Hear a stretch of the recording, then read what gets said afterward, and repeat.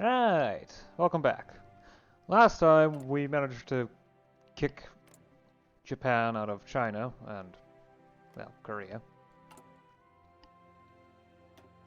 As well as declared the Republic of China and went through the Third Repatriated Congress, in which the PAC managed to become dominant. And there's still some political issues, but I think I want to deal with ensuring that I can get the rest of China without interference from India. Because they may invade Tibet at any point. They have gone ahead and went through Burma.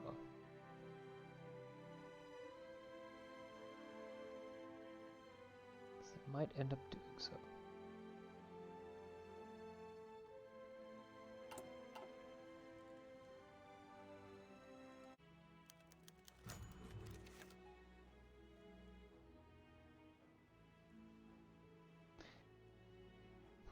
They've actually entered negotiations.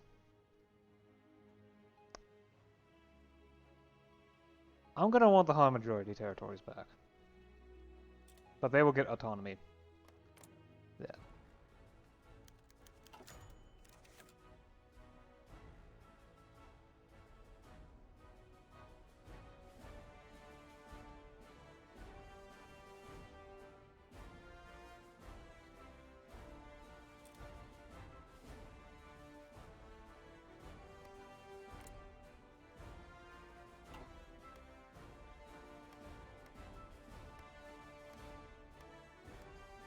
Um,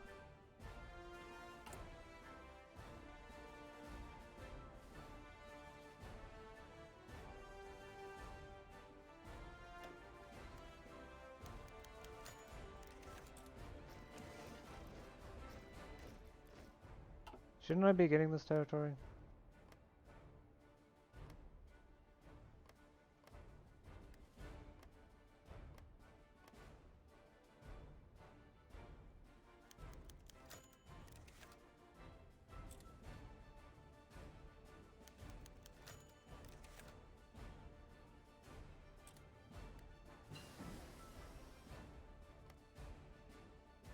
Eh, a couple set owner commands should work.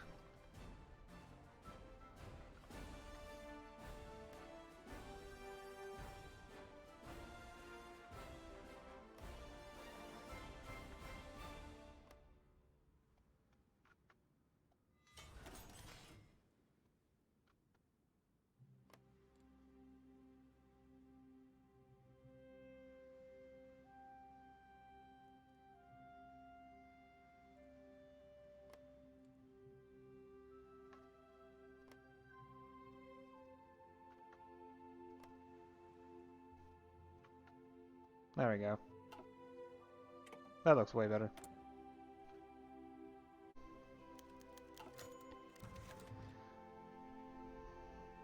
Deng Yanda is in many ways the lead architect of the new Guangxi system, one built on personal revolutionary connections and shared ideals cultivated over years of mutual camaraderie. But these often go both ways, and the general is just as much beholden to his extensive civilian and military network as they are to him. The difference between the RCA and PAC the differences have always been muddled by the heavily intertwined networks. Sitting in the middle are a bloc often called the RCA moderates for their centrist positions, sometimes even rejecting class warfare. In many ways, they are even further right than both the PAC and RCA establishments, connected to the RCA mostly by such a personal connection to Wang Jingwei and Qian Gongbo. With the two now out of the way, most are willing to be absorbed into the new Revolutionary Committee, even if they have lingering concerns. Deng Yanda has been careful to seek out their opinions, sitting down with many such moderates to mend bridges. Although a military man by training, he has proven an adept peacetime statesman, reassuring frightened KMT figures, despite the fact that they have little choice but to hop aboard anyway. On the other hand, the dividing line between moderate and radical in the party is never really clear, and there are plenty of those who continue to plot against President Sung. One of the more common requests the general hears is for amnesty for various known subversives and hardline Wang loyalists. Evidently, their friends and family continue to plead their case even after their imprisonment and exile.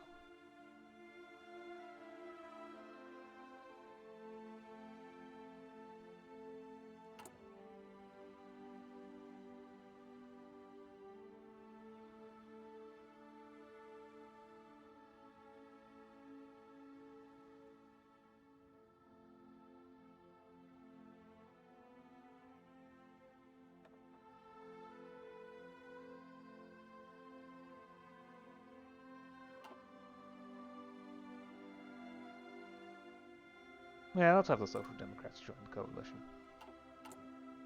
Should make things easier.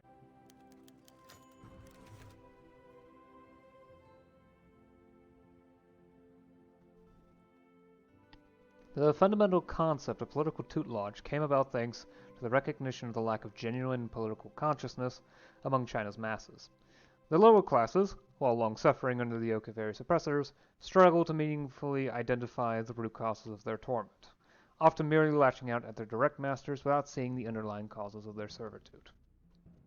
It is the KMT's revolutionary duty to not merely protect the masses, but also lead and educate them. The people need to be shielded from malcontents that can steer them astray, back to bourgeoisie oppression or destructive radicalism. Various groups have sought to weaponize the population over the years, yet few have delivered anything but more war. Many simply yearn for stability and prosperity. The PAC has always been sympathetic to the people's plight, including democracy. But such wide-scale adoption is simply not feasible in the near future, and the other two principles of the people's welfare and national interests must also be pursued concurrently. As the gendarmerie is reinforced by various PAC-aligned militias, many wonder how far they're willing to go to enforce it. Just move them over to here.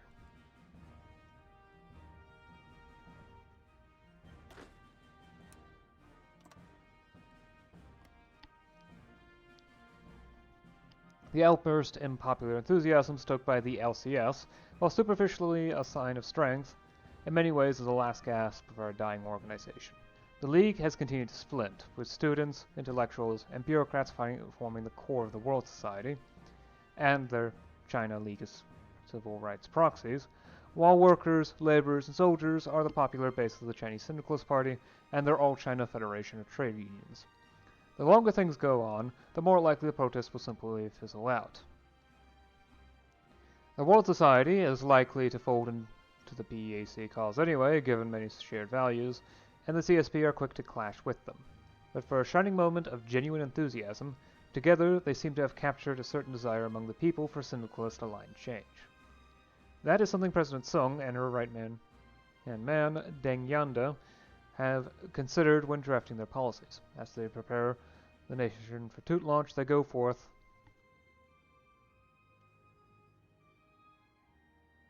with an outstretched arm and an open mind. Sydney fell.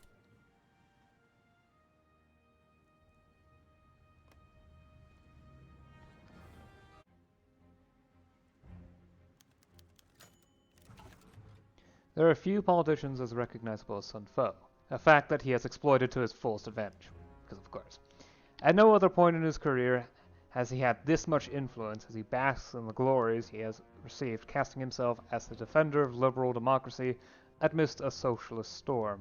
His pretensions have made him difficult to negotiate in good faith with. Many snidely remark that he seems to love the attention a little too much. His latest lecture, delivered to the cadets of the Central Training Corps, is called Political Democracy and Economic Planning. In it, he has decried how the KMT have become too much of a separate caste, filled with haughty superiority and distance from the people. Any irony of such a speech being given by a man sitting atop an ivory tower his father built seems to have been lost on him. When finally sat down for another round of negotiations, he has thankfully offered some more concrete demands. For one, he insists on a one-man, one-post rule, ending the tendency for individuals in government and bureaucracy to hold multiple jobs at once. Furthermore, he has sought the confirmation of his close friend Lian Hankao as premier of the Legislative Yuan, with himself as premier of the Executive Yuan, serving concurrently as vice chairman of the party, with control over several major portfolios. He has also called for major constitutional and democratic reforms with a heavily liberal bent. Negotiators believe they can talk him down a little further from his far-reaching demands, particularly with cabinet posts and the duration of tutelage. But with a man soaking up the spotlight the way he is, it is clear that he is lining himself up to be the leading non-socialist candidate in future elections, likely dooming the revolution to a major split down the line. A more cynical option has been proposed. An envelope with certain useful information have made their way to President Sung's desk. They include scandalous details about his continuing affair with socialite Lan Ni while his wife was recuperating from major illness. Combined with another affair with another woman 20 years his junior, keeping it secret from the public could be a useful bargaining chip in aggressive negotiations. Let's see how tough he truly is. We don't need the Reconstruction faction anymore.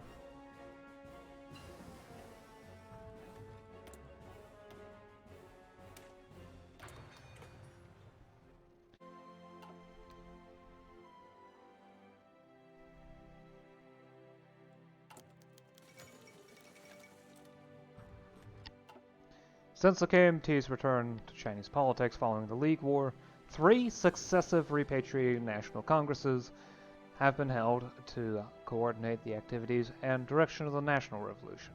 However, following the 3rd National Congress and the consolidation of the revolutionary committees hold on the party leaders such as Deng Yanda are calling for a new form of Congress. Following the first United Front policy from the late Dr. Sun Yat-sen, Deng has called for the continuation of the United Front with the Chinese syndicalists and socialists to facilitate revolutionary change suitable for China under the current political climate. In the context of these policies, PAC leaders have called for a People's Congress, a Congress assembled of fellow socialists including council communists, anarchists, anarcho-syndicalists, syndicalists, and other fringe socialist groups separate from the KMT. Nonetheless, the PAC has firmly rejected the syndicalist leadership of the party, and the People's Congress is still to be organized and led by the KMT as a primary organ of the National Revolution. The Congress's first agenda was to follow a new reorganization of the KMT, a reorganization of the party into a party purely of workers and peasants.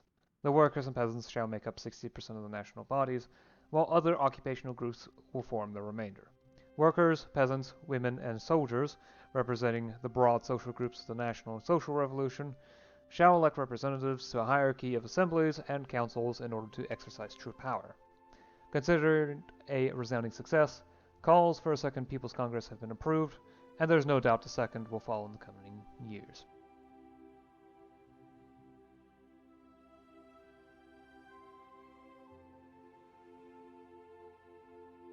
Together we shall pursue man's loftiest ambitions. Right, so now that we've united, we can actually pick a flag. We can either continue using the current flag, a flag specifically for the peasants, or for the workers and peasants. I'm going to go with that one. Plow and gear.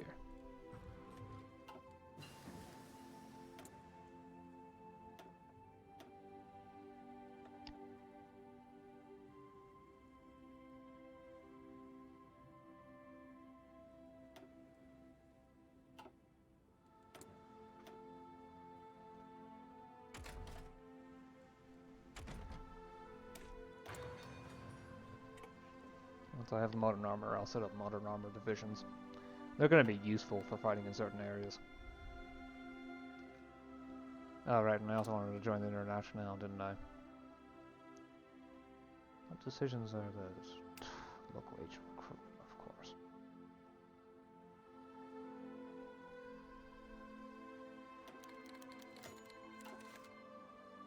Well, together we shall complete the world revolution.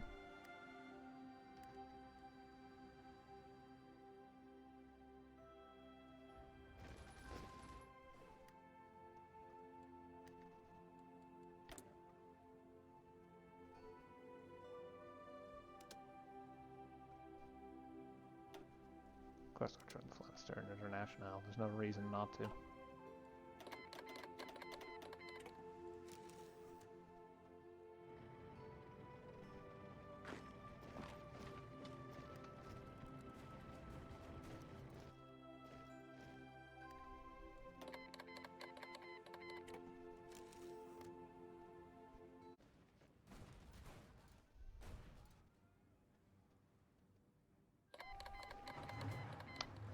And there we go. I was expecting this to occur.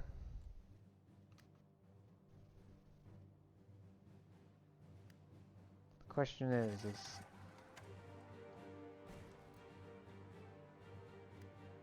are the rest of the Global Prosperity Sphere going to join in?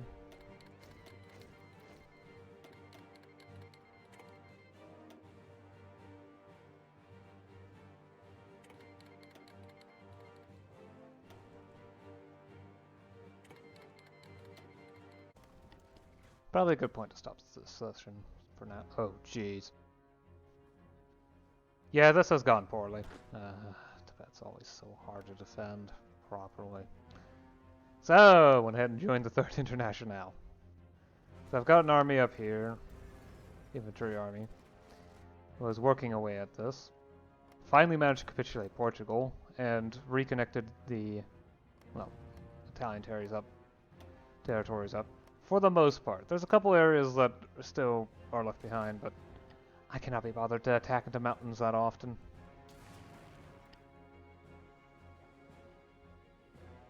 I'm gonna need to send some planes back, aren't I? Bit low on planes though, because I keep getting shot down.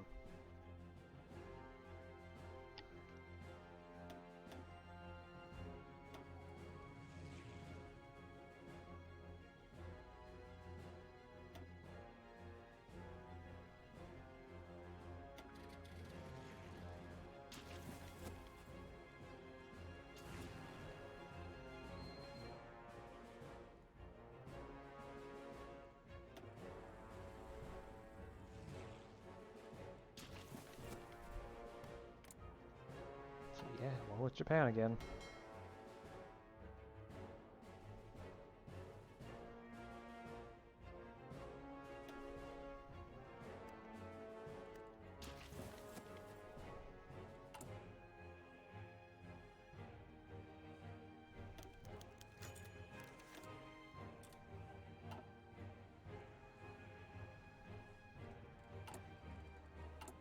Among other things, I've ended up joining the Flanister International, which has severe benefits to my tech speed, tech growth.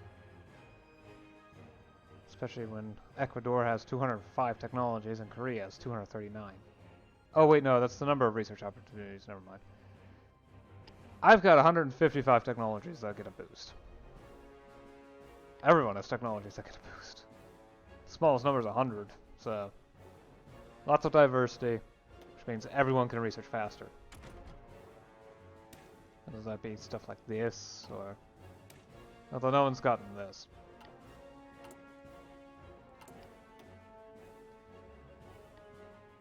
Mainly been focusing on improving the military because massive war. As well as, yeah, convene the People's Congress. Eventually I'm going to go ahead and do this stuff, but for right now I am busy trying to deal with all this.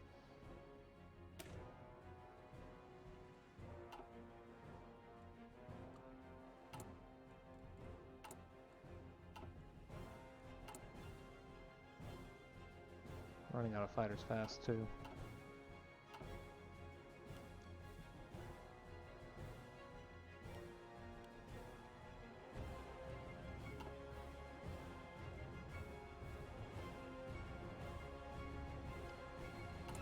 Anyway, I also recently researched modern armor, so make special divisions for that, and they pack a punch.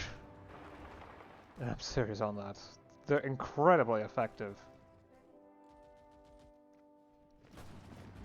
Right now I'm using them over here in Vietnam, but, well, yeah.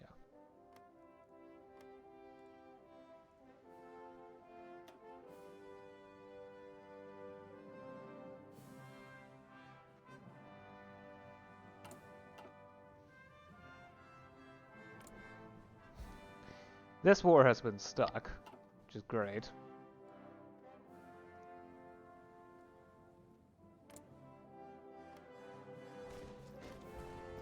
Yeah. Russia's slowly starting to lose ground again, so may end up capitulating soon. It would be really bad, all things considered, due to how important this all is to the war efforts. Because yeah, the Princely Federation decided to go to war against Tibet. Since they're mostly done with the Entente, well, since they were done with the Entente anyway.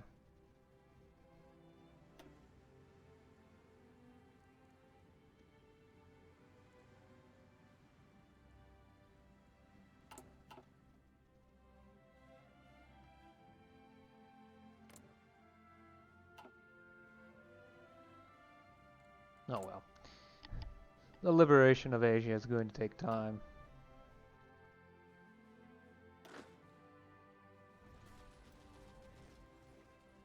I need to see if I can find ways to force them back.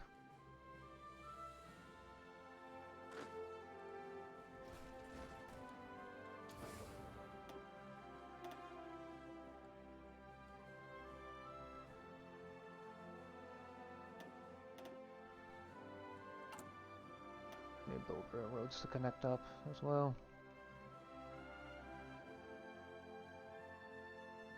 To improve supply again.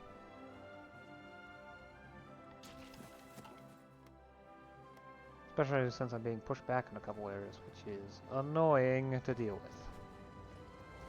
Oh well. This one armor division is actually doing incredible. I keep forgetting how effective that stuff is. It just takes so long into the game in order to get it. But there's not really much else to say. Most countries have already completed their focus trees, and the exception happens to be the US and myself.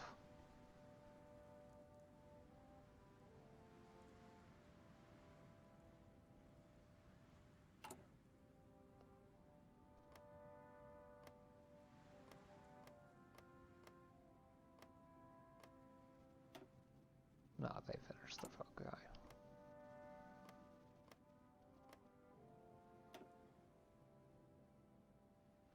They finished the tree as well. Yeah.